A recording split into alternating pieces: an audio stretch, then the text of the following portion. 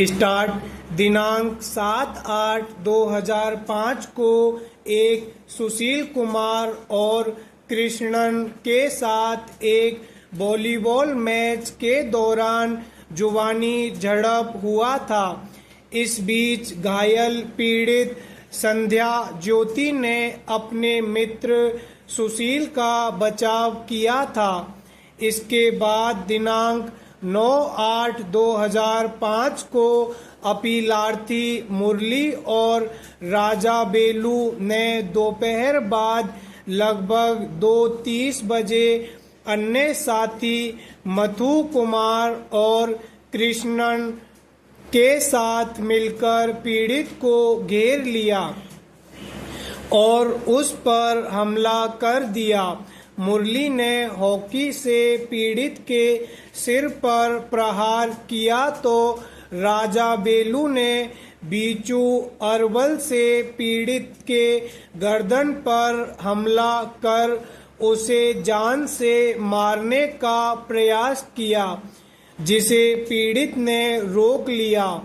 जिस दौरान पीड़ित का बायां हाथ अंगूठा और दाहिने हाथ की अंगुली कटकर अलग हो गया।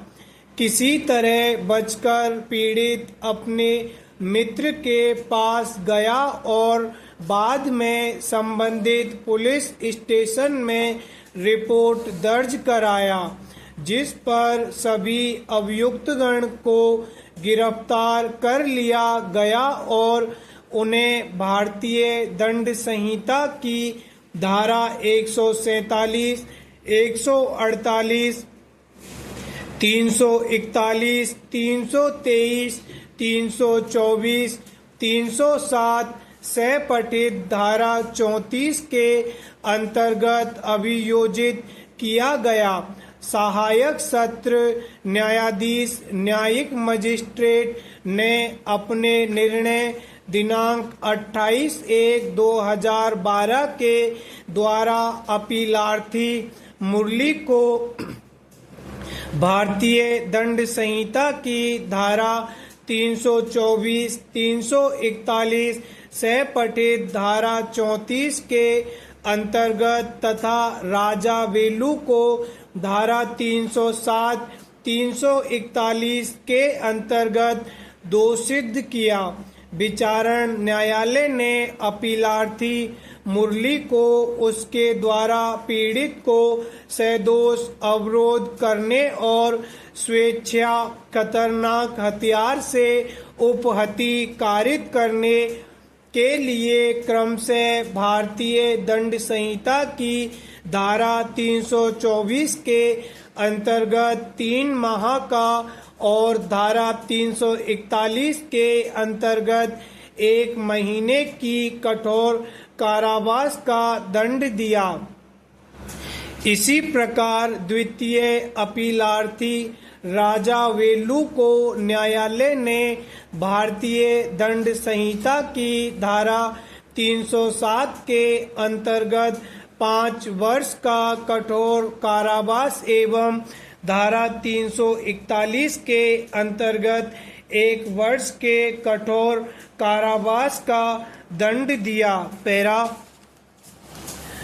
सुशील कुमार एवं कृष्णन को न्यायालय ने दोष मुक्त कर दिया, क्योंकि पीड़ित के बयान के अनुसार इन्होंने न तो पीड़ित पर कोई हमला किया और न ही कोई हथियार लिए थे।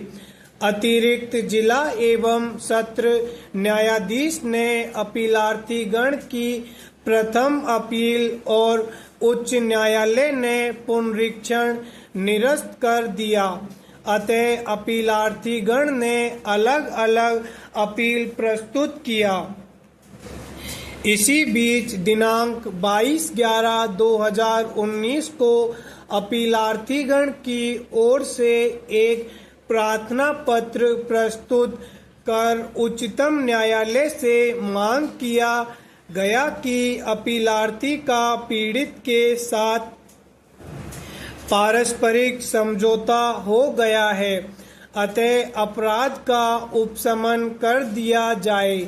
अतः उच्चतम न्यायालय के समक्ष मुख्य विचारणीय प्रश्न था कि क्या अपराध का समन किया जा सकता है और यदि हाँ तो अपीलार्थीगण को क्या दंड दिया जा सकता है। पैरा, कोई संदेह नहीं है कि दंड प्रक्रिया संहिता 1973 के धारा 320 के अनुसार भारतीय दंड संहिता की धारा 307 और 324 के अंतर्गत अपराध समनीय अपराध नहीं है और धारा 320 के उपधारा 9 का स्पष्ट आदेश है कि अपराध का समन इस धारा के उपबंधों के अनुसार ही किया जाएगा, अन्यथा नहीं।